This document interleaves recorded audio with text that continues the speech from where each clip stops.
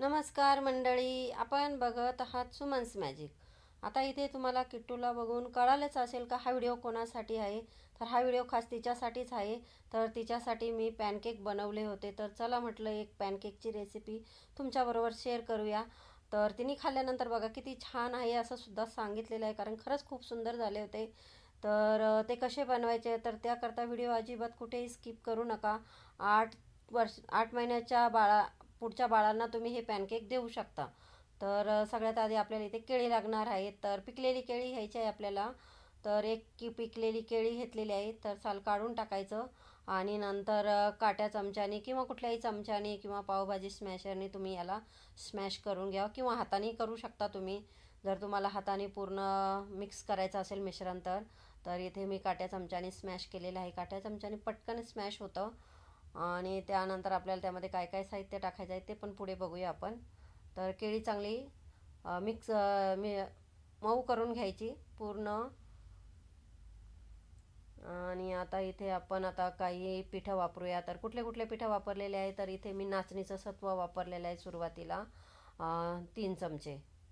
आता तुम्हाला किती करायचे, तर लहान बाळाला म्हटलं तर किती लागतं, ते 2 ते 3च खातं, म्हणून थोडेसेच केले होते. 1 चमचा मी राजगिराच्या लाह्या घेतलेल्या आहे आणि 1 चमचा मी सत्तूचं पीठ घेतलेलं आहे. आता सत्तूचं पीठ म्हणजे काय, आणि इथे थोडीशी मी दालचिनीची पावडर टाकलेली आहे.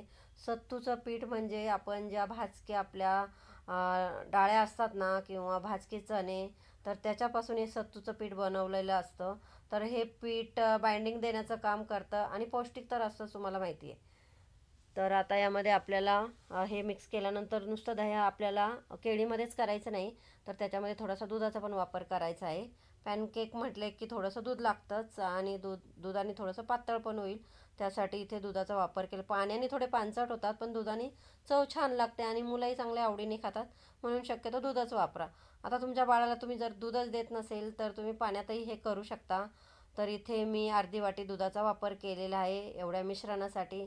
तर असे आपल्याला पसरवता येईल इतपत आपल्याला डोशांपेक्षा थोडंसं घट्ट, म्हणजे जसे भजी करतो ना तसं पीठ आपल्याला इथं बनवून घ्यायचं आहे. आणि चमच्यानेच आपल्याला ते पॅनकेक पसरवून घ्यायचे. तर छोटे छोटेच बनवायचे. तर एका तव्यावर तुम्ही 3 ते 4 पण टाकू शकता छोटे छोटे केले तर. पण मी आता व्हिडिओ बनवत आहे तर मी एक एकच टाकून घेणार आहे. आणि एक एक गरम गरम दिला ना तर मुलं पण छान मग नरम राहतात, मग पटकन खातात. गार्निशिंगसाठी इथे थोडे मी पिस्त्याचे काप टाकलेले आहे, तर हे ऑप्शनल आहे, तर नाही टाकले तरी चालेल. 1 मिनिटभर झाकण ठेवून घ्यायचं आणि नंतर उलटून आपल्याला दुसऱ्या बाजूने पुन्हा पॅनकेक भाजून घ्यायचा आहे. तर हे लहानांनाच नाही पण मोठेसुद्धा हे खाऊ शकतात हे पॅनकेक. असे तुम्ही नेहमी नेहमी काहीतरी गोड खायचं असेल ना, तर असं तुम्ही त्याच्यात थोडीशी गूळ किंवा साखर टाकून असे पॅनकेक पण बनवू शकता. याच्यामध्ये तुम्ही कोको पावडर टाकू शकता जर तुम्हाला खायचं असेल तर.